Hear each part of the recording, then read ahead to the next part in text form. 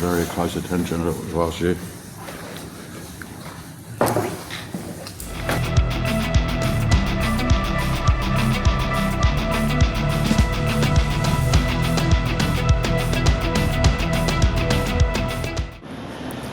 So Peter and I are here today at New Parliament House, and we have served this document to Matt Comyn, the CEO of CBA. You can also see here in this document the Australian and New Zealand Bank was given 1.1 trillion, but it was not only 1.1 trillion, it wasn't Australian money, it was 1.1 trillion American Treasury Reserve notes. And the Australian Reserve Bank was given how many tonnes of gold? 12,000 metric tonnes of gold at 4% to be matured in 30 years. So we can also look at the Westpac Bank Group, that was also given 1.1 trillion in 1967 to be matured in 30 years at 4%. And supposed to be dispersed, sorry to interrupt you, so on that maturity of after 30 years, it was supposed to be dispersed to you and me and all the people for humanitarian projects, but no one's seen a cent. So today we did serve Matt Comyn, as we said before. So this is the first there may be of their acknowledgement of these facts. And Australia should have been in a mass prosperity program. None of the homes should have been collected at a minimum since 1997, because that's when that was to be released. But really the question for CBA is, where's the 660 billion that was accruing 4% interest from 1967? Just wondering where that's gone. And they're talking about the rubbish scams, and that scams are scams, but they are rubbish scams compared to the monumental scam that's been taken on by the banks or committed by the banks against the Australian people at a minimum since 1997, when these funds were supposed to be given out. And when you think about if every Australian man and woman were given roughly about $500,000, that adds up to about $1.25 trillion.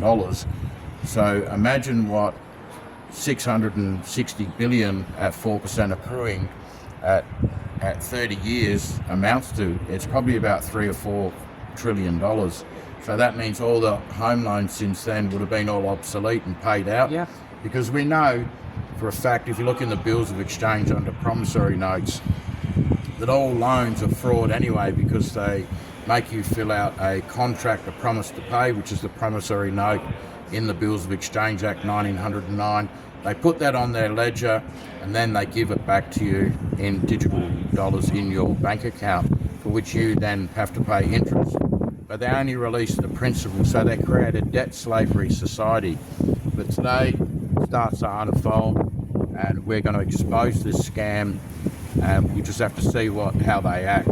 So we'll have more information at corruptionwhistleblower.com. We're going to put these documents up there on corruptionwhistleblower.com and on Corruption Whistleblower, the Telegram channel. So we'll post these documents up there, and we will be continuing to serve the documents on Westpac this afternoon and tomorrow on NAB and ANZ. And then we will be going personally to the AGMs and continue to serve the documents to raise their awareness as to their crimes and to eventually audit them. So we'll be auditing them soon, and no doubt the entire nation is going to look forward to a true and independent audit of these 4 criminal banks. Thank you very much. Humanitarian purposes, 30 years after the 1967 deposit. Are you aware of any of that? Yeah. That, and that's got all the evidence in it, and then you'll get orders to audit it. We're coming after it. That's what we're telling you. Yeah, so we just want to let you know. It's stamped by the full bench of the International Criminal Court, 18 judges. Okay. And John Howard. So it's serious stuff. Yeah, John Howard signed off in 2007, so it looks like the 4 big banks and other subsidiary banks have got quite an amount of money, including the Reserve Bank of Australia, that it'll be within permission to... Yes. Yeah, that's right, yeah. So you've been served anyway. Yeah, so the original depositor's coming after the money. Yeah, thanks. All right, thank you, cheers. Thanks. Good afternoon. We've just served Anthony Miller, the CEO of Westpac, and informed him of the billions and trillions that looks like they have embezzled the people's money that was supposed to go to humanitarian projects from 1997 onwards. So this is the document that he got, and we'll be back tomorrow to serve NAB and ANZ. Yes, and today we also served the standing committee. So they've all received this document that Donna's holding here, and it's a firing shot across the bow. It's not the order, but we have to give them notice before we give them order so they can brace themselves for what's coming. The original asset depositors are coming for the money. So that's what we informed Anthony Miller of, that the original depositors are looking for where their trillions of dollars have gone. So we'll do it all again tomorrow.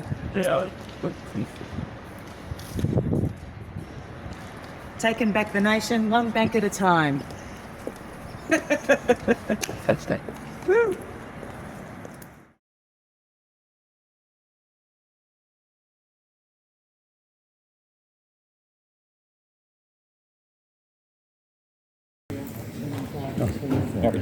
What's happened to ANZ? Yeah. Looks like in 66, 67, I've been about 1.1 trillion. Yeah. 66.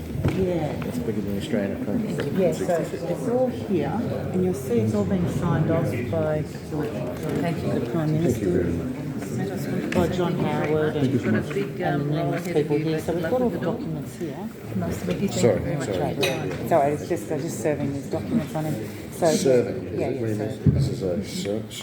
yeah, that's it. Yeah, we'll get a bit more information from you a No bit worries. later. All right, And, I think I've now got this. Can we yes, just thank you. Wonderful. Thank you very much.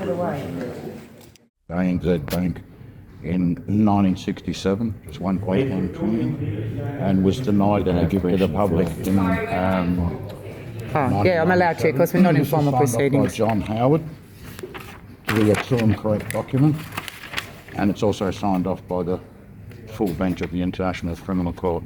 So we've been given a mandate to collect the proceeds of that. And so anything to go. So this is a notice. Will be based on a formal demand. Oh, sure. All right. Thank you very much. Thank you.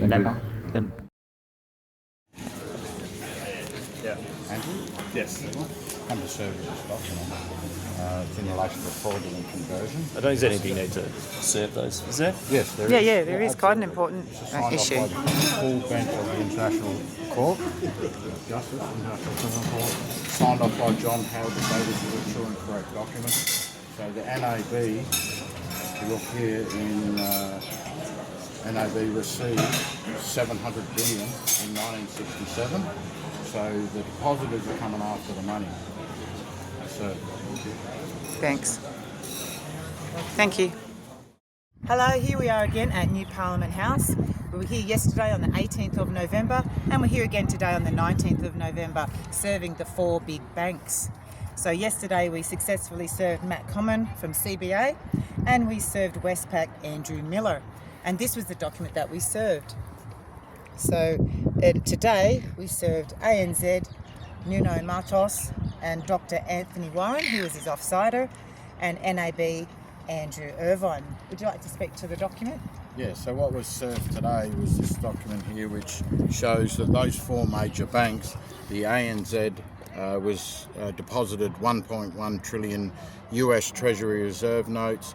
The Commonwealth Bank was deposited $660 billion, and the Westpac Bank was deposited 1.1 trillion at 4% for 30 years. So that was supposed to be released to the public, 50% of that after maturing, which would have been much more than $5 trillion or $6 trillion. So 50% of that was to be released for humanitarian projects, but it clearly wasn't. So it involves fraudulent conveyance by all the four banks and the other three banks that have concealed these prosperity funds for the entire of Australia. So what that means is that every collection of a home loan is total fraud, because the money was there to give back to humanity, and the other 50% was to be rolled over for a further 30 years at 4% for another humanitarian and prosperity package. Now, this document's signed off by 18 judges of the International Criminal Court. It was also signed off by John Howard and the Honourable Member Nicholas Minchin in 2007 to show that this document is absolutely true and correct. Peter, can I ask what happened and how much the RBA got? The RBA received 12,000 metric tonnes of gold in 1966 at 4% accrued over 30 years, which means in today's terms there would probably be about 42,000 metric tonnes, which they can now no longer return back to the international depositors or the originating depositors of that gold. So we believe that they're in a spot of trouble, not just a spot, we believe they're in a deep hole that they will not be able to return the funds to the international or the originating depositors. So we wait and see what happens in the next process. They've been put on notice today. The formal demand will go out in the next 2 weeks or thereabouts. But in the serving, we also served, could you read out the names of the standing committee? Oh yes, we did. We served the Standing Committee on Economics, which was held on the 18th of 19th, which allowed us access to the 4 big bank CEOs. So the chair of the Standing Committee on Economics was Ed Husick. The deputy chair was Simon Kennedy. We have Julie Ann Campbell, Matt Gregg, Madonna Jarrett, Jerome Laxell, Henry Pike, Sally Sitchu, Allegra Spender, and Aaron Violi. They were the 10 MPs that asked questions, and the documents got served on them yesterday on the 18th, and also served to Ms. Kate Rogenveen. She was the inquiry secretary, and she received the full documents and then updated cover page today. So they've all been served with this public notice that the originating depositor has appointed 12 trustees in Australia, and they will soon be, the 4 banks will soon be audited to find out what's happened to the people's money. Now, just a quick note on those, on the Standing Committee, now that they've been served and it's a brief of evidence, that any further concealment of it is knowingly taking part in the fraud. So they really are in a difficult position where they have to make this knowledge public to the people that we've been ripped off by the government, by all the banks, and they haven't given us our prosperity packages, which should have sent Australia into a massive boom cycle of freedom and non-slavery, non-debt slavery. But they've concealed it and kept us all slaves. And we know where we are today. We work, mother and father, 8 hours to work, 2 hours travelling each day or thereabouts, and there's no time for the children or the family unit anymore. So that's about all from me today. Yep, we're from the Corruption Whistleblower newspaper, and we love blowing the whistle on government corruption. Thanks, everyone.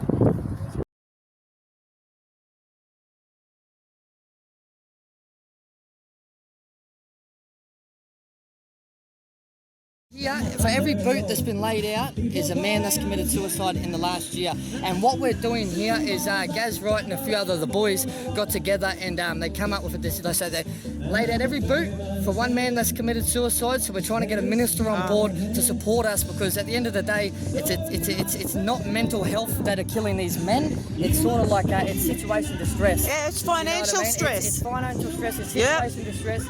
It's not having my family stressed. It's how am I going to pay this bill stress. Yep. It's, and men run with it and they're committing suicide. Now, if that doesn't just go to show what's going on in our country, nothing else will. And if no one wants to jump, one person... This is why we've served the big 4 banksters, because this is what they're causing. Yes, exactly. They've kept the money, they've kept trillions, and this is the suicide per year. Yep.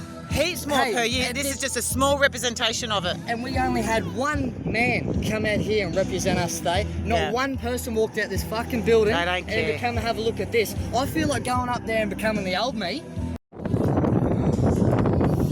Horrendous. Absolutely horrendous. These banks have kept the money in collusion with the disgusting Australian government. You got so much blood on your hands.